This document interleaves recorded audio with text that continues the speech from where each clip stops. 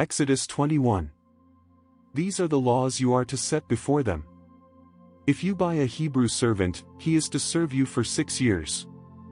But in the 7th year, he shall go free, without paying anything. If he comes alone, he is to go free alone, but if he has a wife when he comes, she is to go with him. If his master gives him a wife and she bears him sons or daughters, the woman and her children shall belong to her master, and only the man shall go free. But if the servant declares, I love my master and my wife and children and do not want to go free, then his master must take him before the judges. He shall take him to the door or the doorpost and pierce his ear with an awl. Then he will be his servant for life. If a man sells his daughter as a servant, she is not to go free as male servants do. If she does not please the master who has selected her for himself, he must let her be redeemed. He has no right to sell her to foreigners, because he has broken faith with her. If he selects her for his son, he must grant her the rights of a daughter. If he marries another woman, he must not deprive the first one of her food, clothing, and marital rights. If he does not provide her with these 3 things, she is to go free, without any payment of money. Anyone who strikes a person with a fatal blow is to be put to death. However, if it is not done intentionally, but God lets it happen, they are to flee to a place I will designate. But if anyone schemes and kills someone deliberately, that person is to be taken from my altar and put to death. Anyone who attacks their father or mother is to be put to death. Anyone who kidnaps someone is to be put to death, whether the victim has been sold or is still in the kidnapper's possession.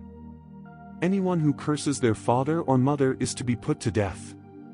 If people quarrel and one person hits another with a stone or with their fist and the victim does not die but is confined to bed, the one who struck the blow will not be held liable if the other can get up and walk around outside with a staff. However, the guilty party must pay the injured person for any loss of time and see that the victim is completely healed. Anyone who beats their male or female slave with a rod must be punished if the slave dies as a direct result, but they are not to be punished if the slave recovers after a day or 2, since the slave is their property. If people are fighting and hit a pregnant woman and she gives birth prematurely but there is no serious injury, the offender must be fined whatever the woman's husband demands and the court allows. But if there is serious injury, you are to take life for life, eye for eye, tooth for tooth, hand for hand, foot for foot, burn for burn, wound for wound, bruise for bruise. An owner who hits a male or female slave in the eye and destroys it must let the slave go free to compensate for the eye.